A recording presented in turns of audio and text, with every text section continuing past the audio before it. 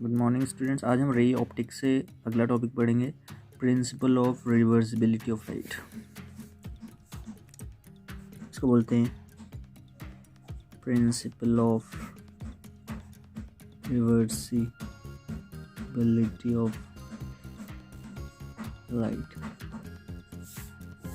Principal reversibility का मतलब है कि जब लाइट आफ्टर सफरिंग, जब लाइट क्या करती है, सफ़र करती है, गुजरती है एनी नंबर ऑफ रिफ्लेक्शंस, यानी बहुत ज़्यादा रिफ्लेक्शंस से होकर गुजरती है, बहुत ज़्यादा टकरा के गुजरती है, एंड रिफ्रैक्शंस, और बहुत ज़्यादा रिफ्रैक्शंस भी होते हैं, has its final path reversed. इसका जो फाइनल पाथ होता है वो रिवर्स्ड हो जाता है। ठीक है, फाइनल पाथ क्या होता है, इसका फाइनल पाथ रिवर्स्ड हो जाता है, उल्टा हो जाता है, यानी इट ट्रेवल्स बैक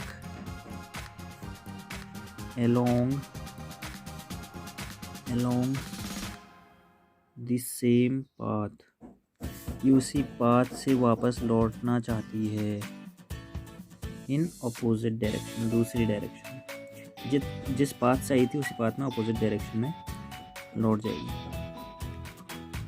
इसे बोलते हैं प्रिंसिपल ऑफ रिवर्सिबिलिटी। उसके नाम से ही बताया जाए, रिवर्सिबिलिटी ऑफ लाइट। मान लो हमारे पास एक मीडियम है, इसके नीचे, इस मीडियम के नीचे वाटर है और इसके ऊपर है एयर। तो हमारे पास दो मीडियम हैं, एयर, इसको हम मीडियम ए बोलते हैं, ये नीचे है वाटर, इसको हम मीडियम बी बोलते हैं। तो दो मीडियम हो गए हमारे पास, एयर एंड वाटर। मान लो एक जो रे लाइट है वो इंसिडेंट कर रही है, आ रही है ओ ए, हम एक रे लाइट मान लेते हैं, ये इंसिडेंट रे है। ये पॉइंट ए पर इंटरफेस जो है XY, ये जो हमारा इंटरफेस है जहाँ से दूसरा मीडियम स्टार्ट होता है, जहाँ से पानी स्टार्ट हो जाता है, पानी वाला मीडियम, इससे ऊपर एयर है। तो ए पर ये इंटरफेस क्या करता है, ए पर इस XY इंटरफेस पे आती है, ए पर। तो ये जो इंटरफेस है ये रेयर मीडियम और डेंसर मीडियम को अलग करती है, यानी एयर यानी रेयर मीडियम, नीचे वाटर डेंसर मीडियम। तो रिफ्रैक्शन जब होगा तो रे लाइट क्या होगी, OB पाथ पर अलोंग करेगी, OA, फिर A से B पाथ पर, यानी ये बेंड हो जाएगी लाइट कुछ ना कुछ। ये रेयर टू डेंसर जा रही है इसलिए ये नॉर्मल से बेंड होगी और ये नॉर्मल की तरफ बेंड होगी इस तरह से। तो ये एंगल आपका बन गया angle of refraction, angle of incidence, and this is angle of refraction. इसको बोल देते हैं B। अब मान लो यहाँ पर B पर हमने एक क्या रखा है, जहाँ पर ये लाइट है वहाँ पर हम क्या रख देते हैं, एक मिरर रख देते हैं। मान लो हम एक प्लेन मिरर रख देते हैं M, इस प्लेन मिरर का नाम हमने M दे दिया, यहाँ पर एक प्लेन मिरर रख दिया। तो प्लेन मिरर क्या होगा, मिरर से जैसे लाइट टकराती है तो ये लाइट क्या होती है, रिफ्लेक्ट होगी बैक।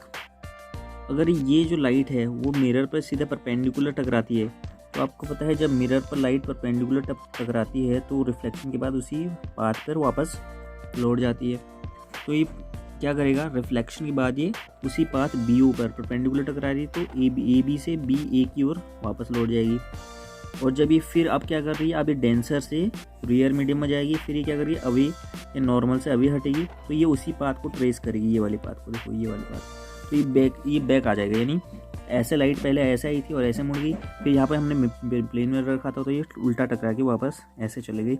इसको बोलते हैं रिवर्स्ड पाथ ऑफ लाइट, यानी it retraces whole path in the opposite direction. ये पूरे उसी पाथ को फिर रिट्रेस करेगा और अपोजिट डायरेक्शन में करेगा, पहले ऐसे आई फिर ऐसे वापस चली गई। तो इसको बोलते हैं principle of reversibility of light. ठीक है, तो यहाँ से principle of light of reversibility से हमको एक बहुत ही इंपॉर्टेंट आपका रिजल्ट मिलता है, क्या है, when light travels from medium A to medium B. जो मीडियम ए से मीडियम बी की ओर ट्रेवल करता है लाइट, मीडियम ए से मीडियम बी की ओर, तो जो रिलेटिव रिफ्रैक्टिव इंडेक्स है,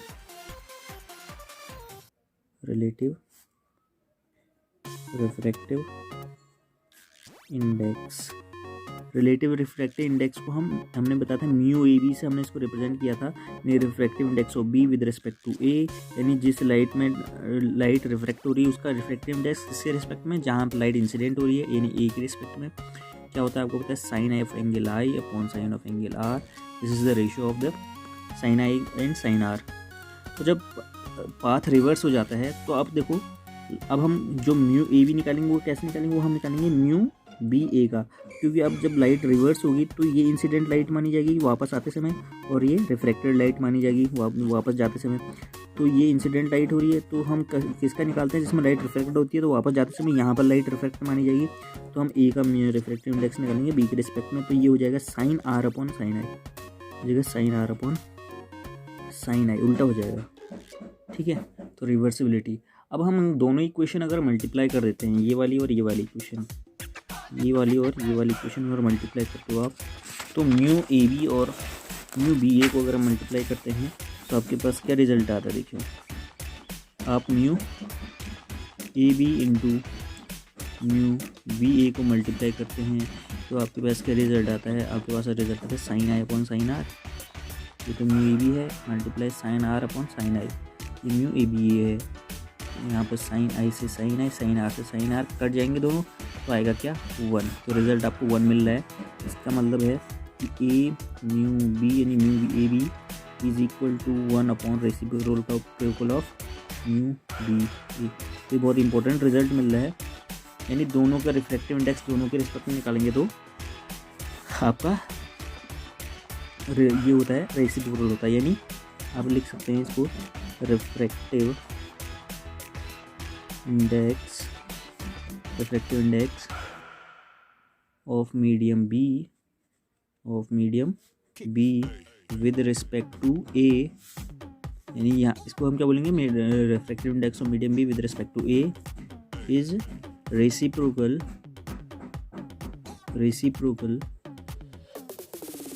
ऑफ रिफ्रैक्टिव इंडेक्स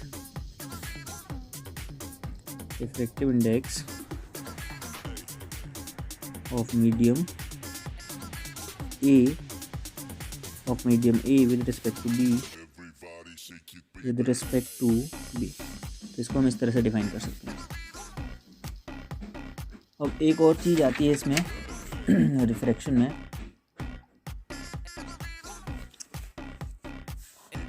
इसको बोलते हैं lateral shift.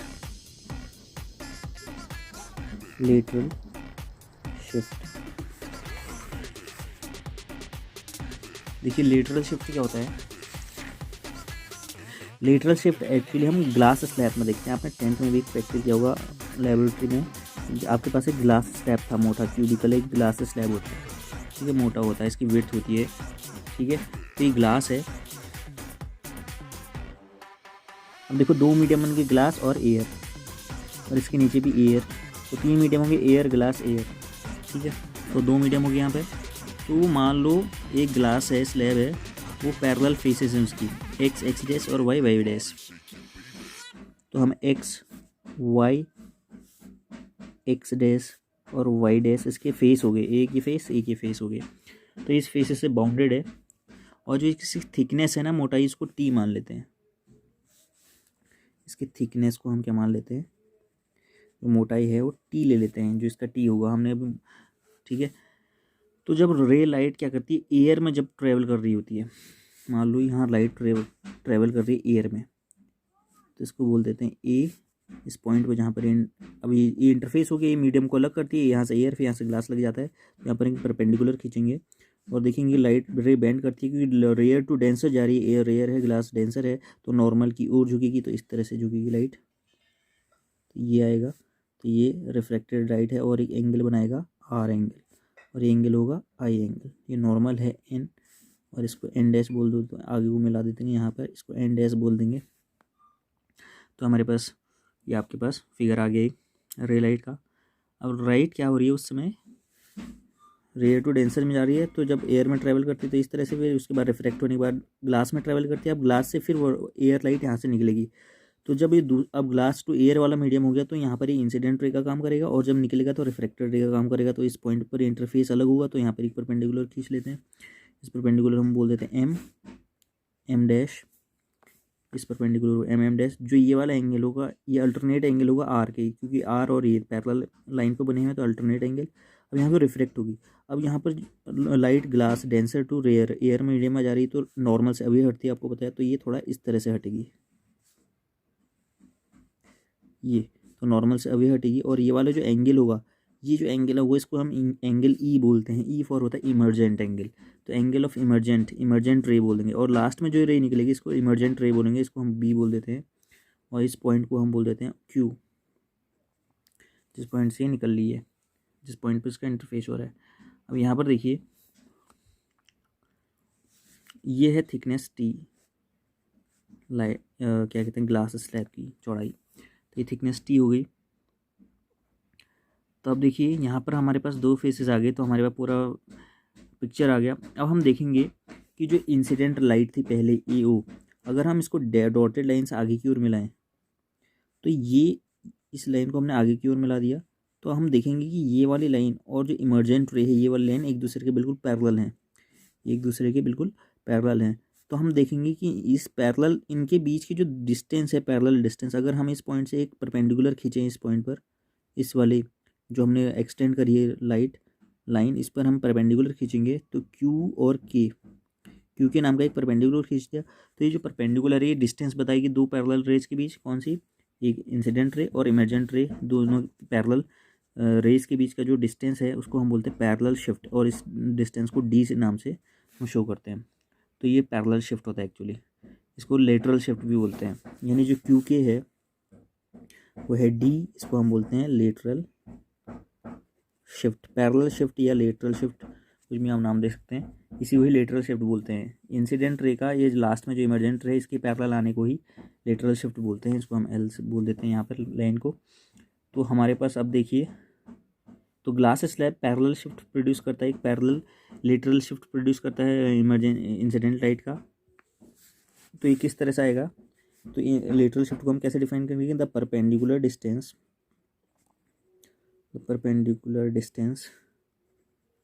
between the incident ray and the emergent ray, जो लास्ट में रे निकलेगी ना, इसको इमर्जेंट रे बोलेंगे। इमर्जेंट रे when light is incident obliquely, light को ऑब्लिकली इंसिडेंट होना चाहिए। अगर लाइट ऐसे सीधे नॉर्मली इंसिडेंट होगी तो सीधे निकल जाएगी, आपको पता है, क्योंकि रिफ्रैक्शन नहीं हो पाएगा, लाइट सीधे निकल जाएगी, वहाँ पर लेटरल शिफ्ट भी नहीं आएगा। तो इंसिडेंट कैसा होना चाहिए, ऑब्लिकली, तिरछी, लाइट को तिरछा इंसिडेंट होना चाहिए on parallel side of refracting slab, जो स्लैब आपकी रिफ्रैक्टिंग स्लैब होगी, कॉल्ड लेटरल शिफ्ट, इसी को हम लेटरल शिफ्ट बोलते हैं, ठीक है, इसको बोला जाता है लेटरल शिफ्ट। अब यहाँ पर देखिए हम एंगल की, अब हम एंगल फाइंड करते हैं। ये वाला एंगल हमारे पास आर है, तो ये जो एंगल है हमारे पास आर, तो अगर हम हम एक ट्रायंगल ओ के क्यू देखिए, ओ के क्यू, ये वाला ट्रायंगल ओ के क्यू, इस वाले ट्रायंगल को अगर देखें तो ये हमारे पास राइट एंगल ट्रायंगल आएगा। तो हम इसको इस तरह से डिफाइन करेंगे, in right angled triangle O K Q. तो ओ के क्यू नाम का ये राइट एंगल ट्रायंगल है। तो इस ओ के क्यू ट्रायंगल में एंगल के ओ क्यू को देखिए, एंगल के ओ क्यू, ये वाला एंगल क्या हो जाएगा, देखो एंगल के ओ क्यू, यानी ये वाला एंगल ओ वाला। तो आप देखिए ये वाला एंगल 90 डिग्री है, ये वाला एंगल 90 डिग्री है, और ये जो एंगल है ये कितना होना चाहिए, देखिए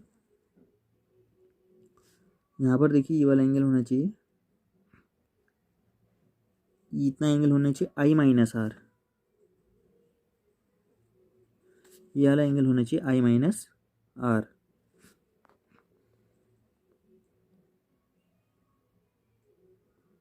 ये वाला एंगल होना चाहिए आई माइनस आर। तो एंगल यहाँ पर देखिए,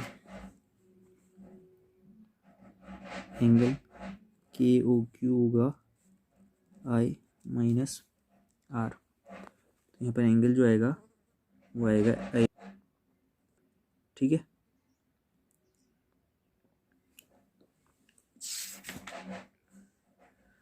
तो अगर हम यहाँ पर साइन की वैल्यू निकालेंगे तो साइन की वैल्यू क्या आएगी, देखिए यहाँ पर आएगी साइन की वैल्यू, sine i minus r is equal to, इस वाली फिगर में अगर देखें तो साइन आई माइनस आर क्या है, देखो ये 90 डिग्री का, ये तो ये आपका क्या हो जाएगा, ये परपेंडिकुलर, ये बेस, ये हाइपोटेन्यूज। तो साइन क्या होता है, साइन होता है परपेंडिकुलर अपॉन हाइपोटेन्यूज। तो परपेंडिकुलर क्या है हमारे पास, क्यू के, परपेंडिकुलर हमारे पास क्यू के, और हाइपोटेन्यूज कौन सा है हमारे पास, ये वाली line O Q, O Q, और क्यू की वैल्यू हमारे पास डी है लेटरल शिफ्ट, और ओ क्यू हमारे पास नहीं पता है हमको, तो ओ क्यू को ओ क्यू लिखते हैं। तो यहाँ से डी इजगल टू क्या हो जाएगा, डी इजगल टू हो जाएगा, देखिए ओ क्यू क्रॉस मल्टीप्लाई हो जाएगा साइन आई माइनस आर के साथ, तो हमारे पास आ गया। तो अगर हम अब दूसरा एक राइट एंगल ट्रायंगल हमको और मिल रहा है ओ एन क्यू, यहाँ पर देखिए ओ एन क्यू, ये है O N and Q, sorry O and S Q, ये वाला triangle O and S Q, इस वाले ट्रायंगल को अगर देखें तो राइट एंगल ट्रायंगल है, यहाँ पे 90 डिग्री बन रहा है। तो ये इस 90 डिग्री ट्रायंगल में ये 90 डिग्री हो गया, ये एंगल हो गया आर, तो ये वाला एंगल कितना होना चाहिए 90 माइनस आर, ये 180 डिग्री होता है, 90 माइनस आर हो जाएगा ये वाला एंगल। तो ये वाले एंगल में हम देखिए, इस वाले एंगल में हम क्या निकाल सकते हैं, यहाँ पर हम कॉस आर निकाल सकते हैं। तो यहाँ हम लिखेंगे in right angled triangle O and S Q, तो कॉस आर निकाल लो, यहाँ पर देखो कॉस आर, तो कॉस आर ये वाला एंगल आर है, तो ये बेस हो गया, तो कॉस का मतलब होता है बेस अपॉन हाइपोटेन्यूज, तो बेस ये वाले लाइन होगी ओ एंड एस, और हाइपोटेन्यूज होगी ओ क्यू, तो O and S upon O Q, तो cos R is equal to हो जाएगा O and S upon O Q. अब यहाँ पर देखिए ओ एंड एस किसके बराबर है, इस थिकनेस टी के इक्वल, तो यहाँ पर हम टी लिख सकते हैं अपॉन ओ क्यू हमें पता नहीं है तो उसको ऐसे ही लिख देंगे। तो यहाँ से ओ क्यू की वैल्यू क्या आ जाएगी, यहाँ से ओ क्यू की वैल्यू आ जाएगी O Q is equal to t upon cos r. तो इस ओ क्यू की वैल्यू को हम यहाँ रख देते हैं फर्स्ट इक्वेशन में ऊपर, तो यहाँ से डी आ जाएगा ओ क्यू की वैल्यू हमने दिया t upon cos r sine i minus r. Ultimately ये हमें पता गया, तो ये आ गया थिकनेस ऑफ, सॉरी ये आ गया लेटरल शिफ्ट का फॉर्मूला, यानी स्लैब की थिकनेस आपको पता होनी चाहिए, स्लैब की थिकनेस आपको पता होनी चाहिए, आर यानी एंगल ऑफ रिफ्रैक्शन पता होना चाहिए, और एंगल ऑफ इंसिडेंस पता होना चाहिए। यानी एंगल ऑफ इंसिडेंस और एंगल ऑफ रिफ्रैक्शन अगर आपको पता है तो आप लेटरल शिफ्ट की वैल्यू निकाल सकते हो कि कितना शिफ्ट हुआ, कितना डिस्टेंस आ रहा है दोनों के बीच। तो यहाँ से हमको इस फॉर्मूले से क्या मिला है, लेटरल शिफ्ट से जो ग्लास स्लैब में कि किसके साथ इंक्रीज होती है, लेटरल शिफ्ट, यानी जो डी है लेटरल शिफ्ट इंक्रीजेज विद, किसके साथ इंक्रीज होगी, पहला लेटरल शिफ्ट किसके साथ इंक्रीज, फॉर्मूला देखिए increase in the thickness of the glass slab, सीधे डायरेक्टली प्रोपोर्शनल है। तो इंक्रीज, अगर ग्लास स्लैब की मोटाई बढ़ा दोगे, मोटा ग्लास स्लैब लाओगे तो ज़्यादा आपको लेटरल शिफ्ट, यानी उसमें यहाँ पर जो चौड़ाई है ज़्यादा गैप दिखने को मिलेगा आपको। तो increase in the thickness of glass slab. दूसरा कैसे बढ़ती है, increase in value of the angle. कौन सी एंगल की वैल्यू बढ़नी चाहिए, साइन आई माइनस आर, ये सीधे सीधे मल्टीप्लाई में एंगल ऑफ इंसिडेंस एंगल की वैल्यू बढ़नी होनी चाहिए। तीसरा कब होगा, increase in the refractive index. जब रिफ्रैक्टिव इंडेक्स भी बढ़ जाता है ग्लास का, स्लैब का अगर रिफ्रैक्टिव इंडेक्स बड़ा होगा, ज़्यादा होगा, क्योंकि अगर ऐसा कांच होगा जिसका कांच का ग्लास स्लैब होगा जिसका रिफ्रैक्टिव इंडेक्स से ज़्यादा होगा, तो वहाँ से भी हमको ज़्यादा लेटरल शिफ्ट बनने की, 3 केसेस में ज़्यादा लेटरल शिफ्ट बढ़ सकता है। जब थिकनेस बढ़ जाए ग्लास की, उसका एंगल बढ़ जाए, इंसिडेंस एंगल और इंक्रीज ऑफ रिफ्रैक्टिव इंडेक्स, तो 3 केसेस में आपके पास यहाँ पर चीज़ आ सकती है। ठीक है, तो इस वीडियो में हम इस टॉपिक को ही हम देखेंगे, कवर करेंगे, और क्योंकि वीडियो बहुत लंबी हो जाएगी, इसका साइज़ बहुत बड़ा हो जाएगा, अपलोड होने में दिक्कत होगी। तो जो अगला टॉपिक हम नेक्स्ट वीडियो में डिस्कस करेंगे। Okay, bye.